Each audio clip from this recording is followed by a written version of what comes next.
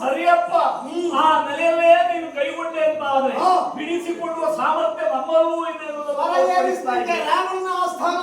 ಏನ್ ಮಾಡೋಣ ಹೇಳು. ತಾರದಿರೆ ನೇಮವನ್ನು ಬರುವ ಸಂದರ್ಭದಲ್ಲಿ ಶತ್ರುಘ್ನ ದೇವರನ್ನೆಲ್ಲ ಹೇಳಿದ ಮಾತು ಒಂದು ಸಂಧಾನದಿಂದ ನಡೆಯಬೇಕು ಮಗು. ಅದು ಯಾವ ಕಾರಣಕ್ಕೂ ಬಲ ಪ್ರಯೋಗಕ್ಕೆ ಮುಂದಾಗಬೇಡ ಎನ್ನುವುದಾಗಿ ಎಲ್ಲಿಯಾದ್ರೂ ಉತ್ತರತರ ವೀರಮಣಿ ತೋರಿಸಿದಂತಾದ್ರೆ ಯಮನಾಲಯದ ಬಾಗಿಲು ತೆರೆದಿರ್ತದಂತೆ ಎಚ್ಚರಿಕೆ ಕೊಟ್ಟು ಅಂತ ಹೇಳ್ತಾರೆ.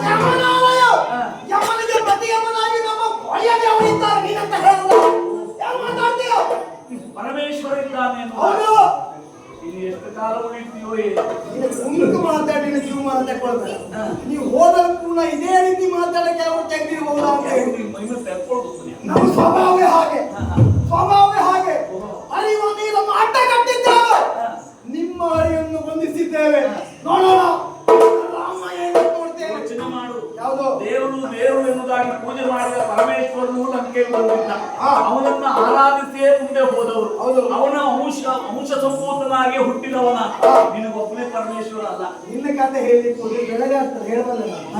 ಅದು ಬೇಡ, ಪ್ರಯತ್ನ ಮಾಡು. ಬೇಡ, ನಿನ್ನದು ಹೇಳಬೇಕಾದ ಅಗತ್ಯ ಇಲ್ಲ. ನಿನ್ನದು ಹೇಳಬೇಕಾದ ಸಮಯ ಬಂದಾಗ ಹೇಳ್ತೇನೆ. ಪರಮೇಶ್ವರ ಎನ್ನುವುದಾಗಿ ನಂಬಿದವ. ಉಳಿಸಿಕೊಳ್ತೇವೆ, ಬಿಡುವುದಿಲ್ಲ. ಬಿಡುವುದಿಲ್ಲ. ಬಂದುದನ್ನು ಅನುಭವಿಸ್ತೀಯ. ನಿನ್ನ ಹಣೆ ಬರ. ಬುದ್ಧಿ ಹೇಳುವುದು ನೋಡಿಕೊಂಡು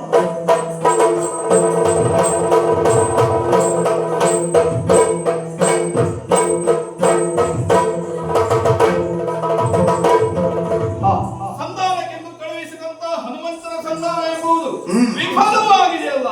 ಕೈ ಕಟ್ಟಿ ಕುಳಿತುಕೊಳ್ಳುವುದಕ್ಕೆ ಸಾಧ್ಯ ಇಲ್ಲ. ಸಂಧಾನ ವಿಫಲವಾಯಿತು ಅಂತಾದ್ರೆ ಏರ್ಪಟ್ಟದ್ದು ಕಲಹ ತಾನೆ.